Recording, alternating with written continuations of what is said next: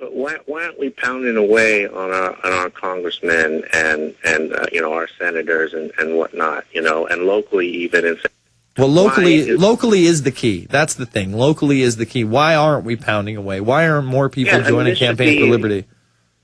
Right. I mean, this should be, now that we're at this point, right, where we've got a rogue, Congress and Senate, I mean, we should be just hammering away on this. And if more than 50% of the people know about it and have a problem with it, it's time to really get a push. I mean, maybe we should have tea parties, The problem is that Fox will just co-opt them like they did this year. That's the problem. Listen, we had enough people. I'm serious.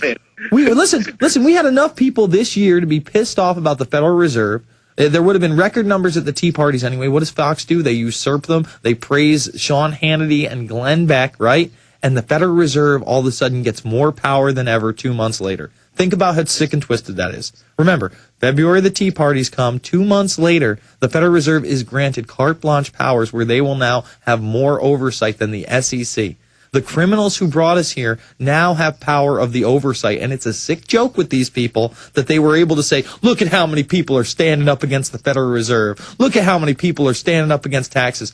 They just passed a bill that we will be taxed for everything, and the Federal Reserve will regulate it because they are our new lords. That's the sick joke. So people did get upset, but they don't know how to get upset. They don't understand that they actually have to take the power into their own hands. Everybody's expecting somebody else to do it for them. That ain't how it works. You've got to run for city council. You've got to run for state senate. You've got to run for Congress. That's the bottom line. And, I feel guilty even saying that because we had Cindy Sheehan in here, and she talks about how elections are rigged. You're damn right they're rigged, especially when you have Diebold and these other corporate entities running the elections. And we've been trying to expose that since 2000.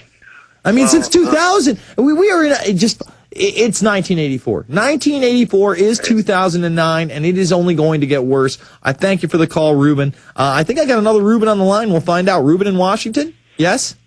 Yes. All right, back-to-back Rubens. What's up, man? Hey, it's funny that you should mention that the election thing, because that's actually what I was going to talk about. Because these globalists they've been working at this for what, a couple hundred years or something like that. Yes.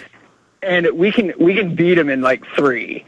The state legislatures cycle every 2 years, and we've probably got enough people woken up and like aware of this, enough patriots out there to where if we all just stop talking about it and start moving in, running for state legislatures and getting into the city councils and doing what the globalists have been doing, getting and infesting our government, and we go in and take it back. On a local level, I think 34 states can abolish the federal government? Yes, well, there are some provisions out there that they can't abolish the federal government. They can just declare their sovereignty and go by their state constitution instead. Well, yeah, fair enough. But right then and there, you're basically telling the government that you're not going to go along with all right, hold on. Let's look at this Governor Sanford situation. This guy disappears. I say obviously he's a liar. He's not at the Appalachian Trail Mountains. Now, did they go after this guy because he wanted to do something similar? He didn't necessarily want to declare state sovereignty, but he was one of their boys. He's going to the Bilderberg meeting. He's one of their little elite buddies that usually goes along with the agenda. And then the bailout comes around, and he doesn't want to go with the bailout agenda. He wants to refuse the stimulus money. They won't allow him to refuse the stimulus money. Then he wants to, instead of take the stimulus money and spend it on what they say, he says he wants to take the stimulus money and pay down the state debt that he owes, and they won't allow him to do that either. So did they burn him because of that? I mean, that's a possibility. So as soon as you don't go along with the program stateside, it seems like you're gunned after as well. And Rick Perry talking about sovereignty, this guy is a Bilderberg boy from the... I mean, seriously, man. No, Rick Perry, right. You're absolutely right. You know what I mean? Rick Perry is one of these guys that they would love to prop up to run in 2012 against Barack Obama. He's a face that they could use. And if not 2012, maybe 2016 or 2020. He is a House politician with a devil's charm and smile, my friend. And listen, Rome wasn't built in a day. If we could get rid of this system in 10, 15, 20 years, I'd be happy. I'd be able to... I would be willing to work my hardest day in and day out until that day came, if it was that far down the line. But again, we have to be focused. we have to realize, again, we can't change everything in a day, and I think 3 years might even be a little too optimistic. That doesn't mean I don't have hope. We'll be back after this. It's the InfoWarrior with Jason Burns, PrisonPlanet.tv, Infowars.com.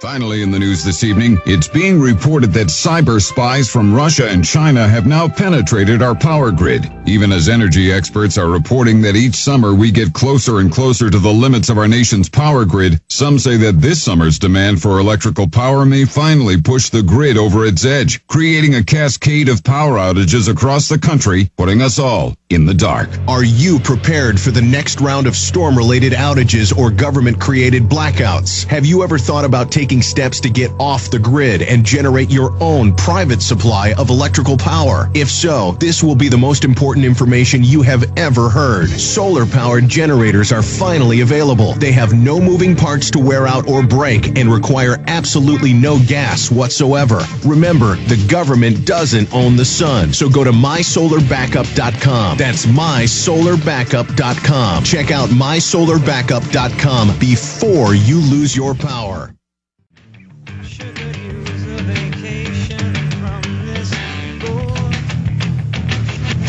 And remember, they're about to go to Copenhagen in December, worldwide, have another one of these conferences, and again, further legitimize international regulation of human beings, or carbon, or whatever they want to call it. It's a slave grid, folks. That's what it is. Deborah in Michigan. Deborah, you're on the line. Hi, how are you? Good. No, you're not having a good night. I knew exactly what I was going to say when I called, but I've been listening to the conversation. I am literally... This just scares the hell out of me. Mm-hmm. What is the end goal to all this? The end game. Have you seen Endgame? Alex Jones' Endgame yet? Yeah. Well, I mean, that's it. Listen, they really do want to have control over every single facet of your life. They really want to chip in you. I know this sucks. I don't want a chip in me. They already have human beings with microchips in them. They're going to try to make it trendy and fashionable first, and they have tried to market it that way, and some people have fallen for it. But they want to chip in you. They want a cashless society control grid. So in other words, just a credit system where you have certain amounts of credits. It's a wipe. You do everything through your cell phone or your personal computer. Money is completely eliminated. You're GPSed all the time. There's cameras in your homes. Again, they're prepping you with that with the Xbox 360 Project Natal, where you have a literal biometric camera in your living room, and they'll be in millions of living rooms this Christmas. I guarantee that. That has voice recognition, facial recognition, motion sensors, and it's hooked up to the internet 24/7. They want to regulate. What's the point to all this? This is what I don't understand. You're a slave, and they live forever. They know that they can't cap technology forever. They see the progression of technology. You know, I was over on a service call earlier in the day. I do a little IT work on the side. And I was talking to an older lady. She was about probably like 80, 85 years old.